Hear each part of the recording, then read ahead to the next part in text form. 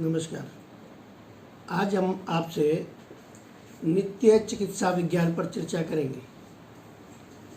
आयुर्वेद में हमारी दिनचर्या को प्रमुख स्थान दिया गया है। आयुर्वेद में ये कहा है कि औषधि की जरूरत बाद में पड़ती है, शरीर को अपनी दिनचर्या के द्वारा ही हम ठीक कर सकते हैं। इसके लिए हमारी एक नियमित दिनचर्या होनी चाहिए जो प्रकृति के अनुकूल हो। इसके लिए आयुर्वेद ये कहता है कि किसी भी रोग से छुटकारा पाने के लिए शरीर के अंदर की सफाई का होना जरूरी होता है और इस बीमारी का मुख्य कारण रक्त का दूषित होना है और बिना सफाई की कोई चिकित्सा नहीं हो पाती। रोगी को अपना उपचार स्वयं करना चाहिए। और रोगी को अपना उपचार कैसे करना चाहिए? बिना औषधि के। इसके लिए आयुर्वेद कहता है कि हमारी इम्यूनिटी पावर, रोग प्रतिरोधक क्षमता जितनी ज़्यादा अच्छी होगी उतना ही हम स्वस्थ रहेंगे और हमारे शरीर को उतना ही रोग कम पकड़ पाएंगे। अक्सर ये देखते हैं, मौसम बदला, बुखार आ गया, थोड़ी बारिश हुई, बुखार आ गया, ज़्यादा खा लिया, बुखार आ गया। इस सब से बचने के लिए ये ज़रूरी है कि हम अपनी इम्यूनिटी पावर को मजबूत करें। तो आयुर्वेद में महाप्रकाश में सबसे पहले इस विषय में लिखा गया दिनचर्या प्रकरण, कि हमारी दिनचर्या कैसी हो, जिस दिनचर्या को प्रकृति और हमारे शरीर के साथ के तालमेल के लिए बताया गया है। हमारा शरीर 5 तत्वों से मिलकर के बना है और उन 5 तत्वों का बिल्कुल सामंजस्य होना जरूरी है। कोई इधर उधर थोड़ा सा हो जाता है तो बीमारी और अस्वस्थता हमें पकड़ लेती है। इसलिए हमको इस अपनी दिनचर्या पर सबसे पहले ध्यान देना पड़ेगा। आयुर्वेद में सबसे पहले लिखा है दिनचर्या के लिए प्रातःकाल उठना, early to bed early to rise, good for health and wise. प्रातःकाल का जो समय होता है सूर्य का आगमन होता है और चंद्रमा की विदाई का समय होता है। इन दोनों के मिलन के समय जो हम ब्रीथिंग लेते हैं, स्वच्छ हवा में सांस लेते हैं, वो सांस हमारे शरीर के लिए, फेफड़ों के लिए बहुत ज़्यादा अच्छी है। और इसके लिए आयुर्वेद कहता है कि हमारे जो शरीर के प्रदूषित पदार्थों की शुद्धि के लिए शरीर के अंदर 4 विशेष अंग ईश्वर ने दिए हैं। एक फेफड़ा, फेफड़े के द्वारा हम गंदी सांस बाहर फेंकते हैं और कार्बन डाइऑक्साइड निकालते हैं। दूसरा गुर्दे, गुर्दे हमारे मूत्र और नमक को शरीर से बाहर निकालते हैं। तीसरा है आंतें, खाना पचने के बाद जो अवशिष्ट रह जाता है आंतें उसे मल के द्वारा बाहर फेंक देती हैं। चौथा त्वचा, पसीने के द्वारा त्वचा हमारे शरीर के सभी दूषित पदार्थों को बाहर फेंक देती है। इसलिए आयुर्वेद कहता है कि अच्छी सांस का लेना और अच्छी सांस का निकालना दोनों ही जरूरी हैं।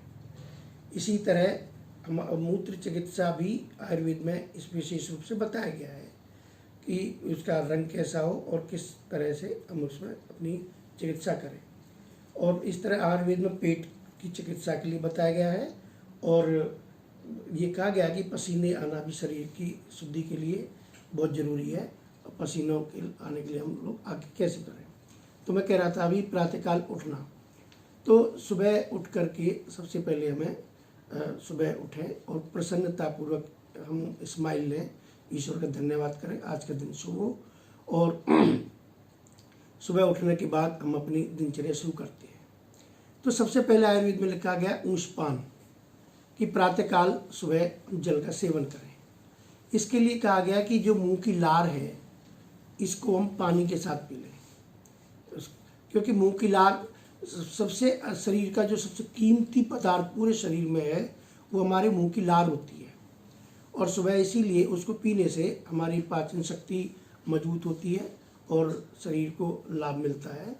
तो इसीलिए सुबह पानी बिना कुल्ला करे हमको पानी पीना चाहिए। और पानी कितना पिए? पानी ज़रूरत से थोड़ा ज़्यादा पिए। ये बहुत ज़्यादा पानी पीने से हमारी किडनी पर असर पड़ता है। और पानी हम तांबे के बर्तन में रात का रखा हुआ पिए। और यदि उसमें विजय सार की थोड़ी लकड़ी डाल दें तो पानी थोड़ा रंगीन हो जाएगा और वो औषधि वाला पानी हो जाएगा, उसको पिए। वैसे आयुर्वेद में रोग के अनुसार तरह तरह के पानी पीने का प्रावधान बताया गया कि रात को मेथी का पानी पिए, केले के छिलके डाल दें बर्तन में, वो पानी पिए। लेकिन यहाँ पर हमारा ये विषय नहीं है। हमारा विषय साधारण जल से है। तो सुबह उठ करके या तो हम तांबे के बर्तन का पानी पिए या हम रात को घड़े के अंदर रखा हुआ पानी कम से कम 2 गिलास पिए। जो लोग कुंजर क्रिया करते हैं, पानी पी करके अंदर से निकालते हैं, आते साफ करते हैं, वो इससे 2 गुना पानी कम से कम पिए, 4 गिलास पानी पिए।